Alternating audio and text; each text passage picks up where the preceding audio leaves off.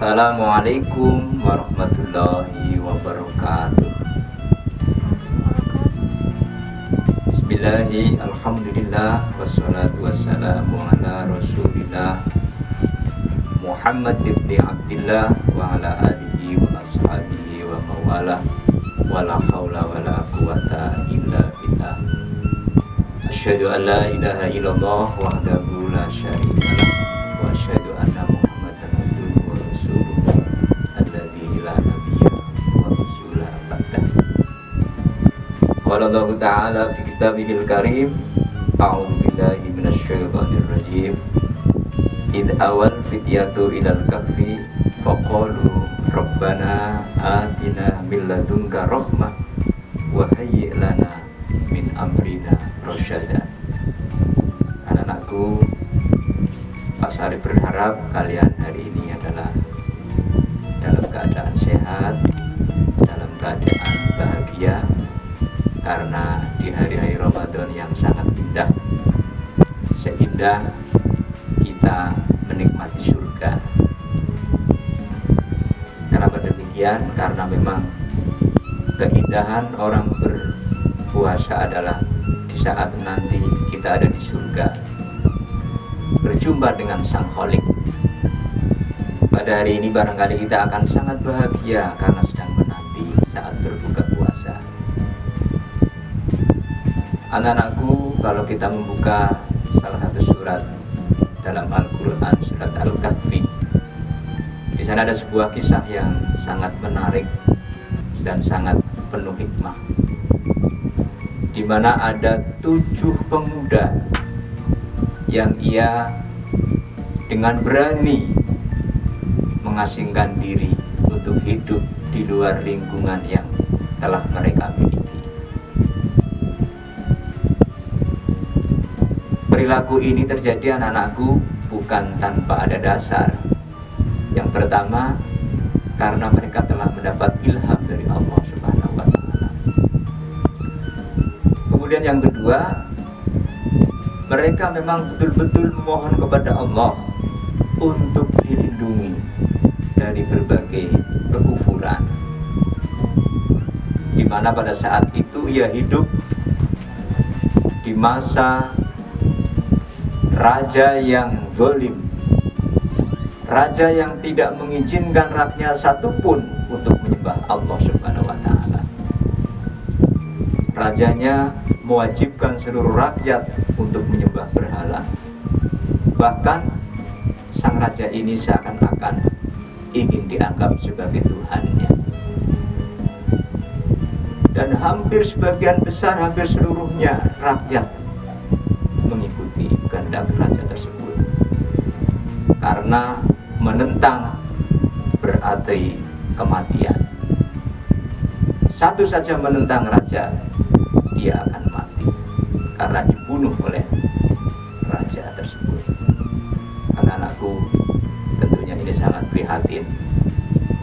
Kemudian ketujuh pemuda ini berdiskusi dan walhasil mereka sepakat untuk mengasingkan diri dalam rangka untuk meraih keselamatan.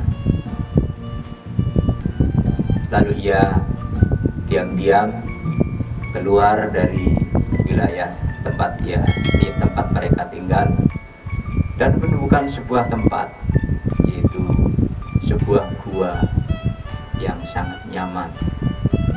Tentunya pada awalnya ragu-ragu apakah gua ini berbahaya atau tidak terhadap keselamatan jiwa dan raga mereka. Tapi salah satu kemudian mengecek kondisi gua, dan alhamdulillah ternyata gua ini sangat nyaman. Dan gua ini menghadap ke utara, sehingga gua ini tidak akan mungkin dimasuki oleh sinar matahari. Anak-anakku yang berbahagia, mereka berdoa kepada Allah seperti yang Pak Sarif baca ayat surat Al-Kahfi ayat 10. Mereka minta perlindungan atas rahmat Allah dan juga minta diberi petunjuk atas segala urusan dalam kehidupannya.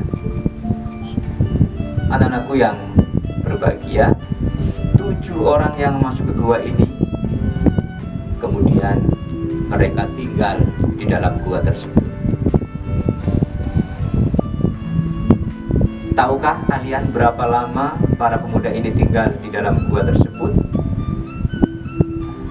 Dalam surat Al-Kahfi juga ayat 25 dijelaskan, mereka tinggal di dalam gua itu selama 300 tahun ditambah 9 tahun. Jadi 309 tahun. Doa mereka dikabulkan, Allah lindungi mereka, Allah selamatkan mereka, sehingga dalam waktu tidur yang selama itu mereka dalam keadaan sehat walafiat. Genap 309 tahun para pemuda ini terbangun. Lalu mereka merasa lapar. Di saat lapar inilah anak-anakku semuanya, kemudian salah satu di antara mereka pergi ke pasar dengan tujuan untuk mencari makan. Tentunya 309 tahun yang lalu dengan 309 tahun saat itu, keadaan telah berubah, budaya masyarakat berubah, bangunan-bangunan berubah.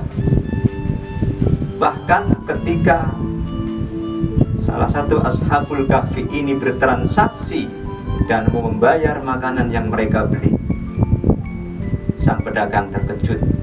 Ini uangnya sudah tidak zamannya. Ini adalah uang ratusan tahun yang silam. Kemudian anak-anakku semuanya, disinilah terjadi kekaguman baik sahabat Ashabul Kahfi yang 7 orang itu maupun masyarakat sekitar pada saat itu. Peristiwa ini kemudian dilaporkan kepada raja yang berkuasa pada masa itu. Kemudian sang raja memerintahkan bala tentara untuk menelusuri keberadaan pemuda Ashabul Kahfi. Setelah ditemukan di dalam gua tersebut, ternyata 7 Ashabul Kahfi ini telah tiada. Mereka telah diwafatkan oleh Allah Subhanahu wa Ta'ala. Dan sang raja pun mengenal gua yang telah mengalami atau dijadikan sebagai tempat persembunyian 7 sahabat ini. Anak-anakku semuanya, 309 tahun tidak makan, tidak minum, Allah saja berkuasa untuk melindungi, menolong, menurunkan rahmatnya untuk mereka bisa bertahan hidup.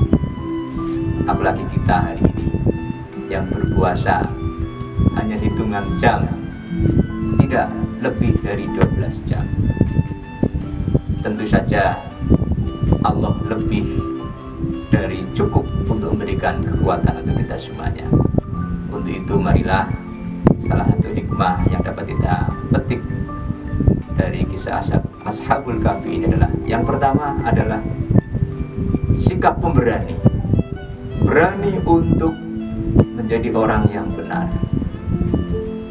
Kemudian yang kedua, begitu besar dan penuh harapan mereka terhadap pertolongan Allah, sehingga ia hanya minta pertolongan tidak kepada sang raja yang berkuasa, tidak kepada rakyat-rakyat yang lain, tapi mereka minta pertolongan hanya kepada Allah Subhanahu wa Ta'ala.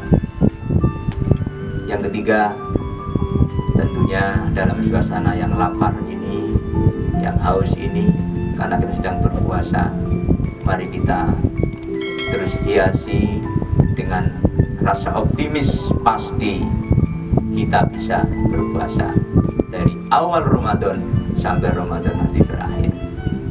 Demikian hikmah dari Ashabul Kahfi.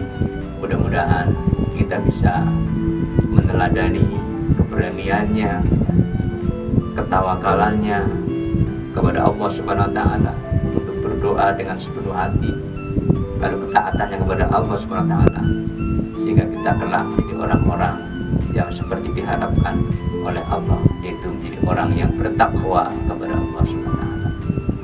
Demikian, marilah kita akhiri. doa kafaratul majlis.